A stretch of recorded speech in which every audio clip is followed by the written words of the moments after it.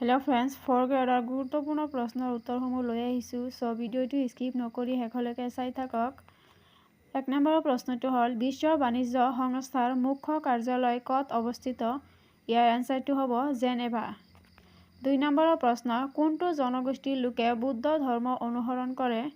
ইয়াৰ এনসাৰটো হ'ব খামতি। খামতি জনগোষ্ঠীৰ লোকে বুদ্ধ ধৰ্ম অনুসৰণ কৰে। 3 নম্বৰৰ প্ৰশ্ন, ভাৰতীয় ৰিজাৰ্ভ বেংকৰ প্ৰথম অসমীয়া সঞ্চালকগৰাকী কোন? ইয়াৰ এনসাৰটো হ'ব গণেশ ফুকন। 4 নম্বৰৰ প্ৰশ্নটো হ'ল কোন চনত ভাৰতীয় ঔদ্যোগিক উন্নয়ন বেংক (IDBI) স্থাপন কৰা হৈছিল? ইয়াৰ এনসাৰটো 1968 চনত। 5 নম্বৰৰ প্ৰশ্ন, 2024 চনৰ 15 আগষ্টত লালকিল্লাৰ প্ৰাচীৰৰ পৰা কিমানতম বাৰৰ বাবে তিৰংগা উত্তোলন কৰিব প্ৰধানমন্ত্ৰী মোদীয়ে? ইয়াৰ এনসাৰটো হ'ব 11 বাৰ। 6 নম্বৰৰ প্ৰশ্ন, ভেকুলীৰ পোৱালীক কি বুলি কোৱা হয়? ইয়াৰ এনসাৰটো হ'ব লালুকি। ভেকুলীৰ পোৱালীক লালুকি বুলি কোৱা হয়। 7 নম্বৰৰ প্ৰশ্ন, গৌতম বুদ্ধৰ ঘোঁৰাটোৰ নাম কি আছিল? ইয়াৰ এনসাৰটো হ'ব কণ্ঠক। গৌতম বুদ্ধৰ ঘোঁৰাটোৰ নাম আছিল কণ্ঠক। 8 নম্বৰৰ প্ৰশ্ন, লাই হাৰাওৱা কোন ৰাজ্যৰ ধৰ্মীয় উৎসৱ? ইয়াৰ এনসাৰটো হ'ব মণিপুৰ। 9 নম্বৰৰ প্ৰশ্ন, মেমৰীৰ আটাইতকৈ সৰু এককটো কি? ইয়াৰ এনসাৰটো হ'ব বিট। 10 নম্বৰৰ প্ৰশ্ন, ৰেডিঅ' আৱিষ্কাৰ কোনে কৰিছিল? ইয়াৰ এনসাৰটো হ'ব গুগলিয়েলমো মাৰ্কনি। গুগলিয়েলমো মাৰ্কনিয়ে ৰেডিঅ'ৰ আৱিষ্কাৰ কৰিছিল। 11 নম্বৰৰ প্ৰশ্নটো হ'ল হেপাটাইটিছ কিহৰ বেমাৰ? ইয়াৰ এনসাৰটো হ'ব লিভাৰ। হেপাটাইটিছ হৈছে লিভাৰৰ বেমাৰ। 12 নম্বৰৰ প্ৰশ্ন, দিহিঙৰ পাৰৰ চৰগুৱাত কোনজন ৰজাই আহোমৰ ৰাজধানী স্থাপন কৰিছিল? ইয়াৰ এনসাৰটো হ'ব চুডাংফা। 13 নম্বৰৰ প্ৰশ্ন, মেনিলা কোনখন দেশৰ ৰাজধানী চহৰ? মেনিলা হৈছে ফিলিপাইনৰ ৰাজধানী চহৰ। 14 নম্বৰৰ প্ৰশ্ন, মানুহৰ এটা চকুৰ ওজন কিমান? মানুহৰ এটা চকুৰ ওজন হৈছে 8 গ্ৰাম। 4টামান ইংলিছৰ প্ৰশ্ন দিছোঁ। 15 নম্বৰৰ প্ৰশ্ন, the headmaster was informed dash the matter. ইয়াত বহিব of. The headmaster was informed of the matter.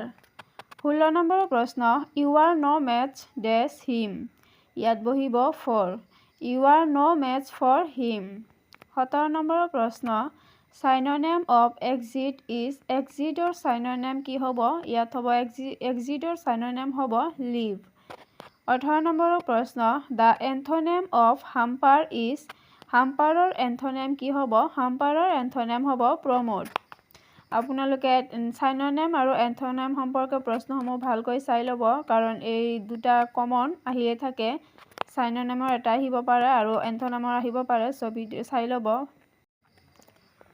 19 নম্বৰৰ প্ৰশ্নটো হ'ল কোনটো আঁচনি জল সংগ্ৰহ ও সংৰক্ষণ ব্যৱস্থাটি ত্বৰান্বিত কৰাৰ অৰ্থে 2019 চনৰ জুলাই মাহত আৰম্ভ কৰা হৈছিল?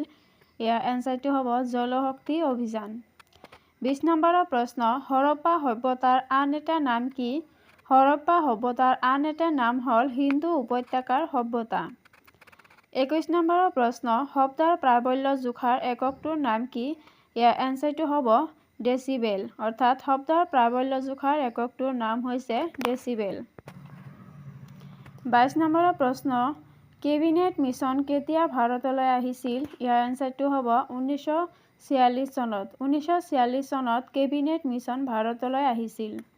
23 নম্বৰৰ প্ৰশ্ন, কোন চনত তেজপুৰত প্ৰথমটো আধুনিক অসমীয়া থিয়েটাৰ বান প্ৰতিষ্ঠা হৈছিল? ইয়াৰ এনসাৰটো হ'ব 1906 চনত। 1906 চনত তেজপুৰত প্ৰথমটো আধুনিক অসমীয়া থিয়েটাৰ বানটো প্ৰতিষ্ঠা হৈছিল। 24 নম্বৰৰ প্ৰশ্ন, what is the full form of AVI? AVIৰ ফুল ফৰ্ম কি? AVIৰ ফুল ফৰ্ম হৈছে অডিঅ' ভিডিঅ' ইণ্টাৰলিভ।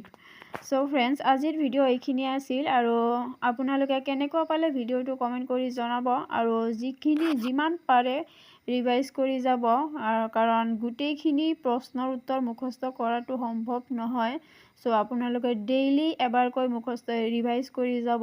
পাৰিলে ইউটিউবৰ পৰা ডাউনলোড কৰি ৰাখিব, আৰু যদি সময় থাকে তেনেহ'লে লিখি থ'ব, আপোনাৰ বহী এখনত লিখি ল'ব যিমান পাৰে সম্ভৱ। চ' আপোনালোকে দিনত এবাৰকৈ ৰিভাইজ কৰিব, গেৰাণ্টি আপোনালোকে পাছ কৰিবই। চ' আজিৰ কাৰণে ভিডিঅ'টো এইখিনিয়ে আছিল, আৰু মোৰ চেনেলটো ছাবস্ক্ৰাইব কৰি দিব।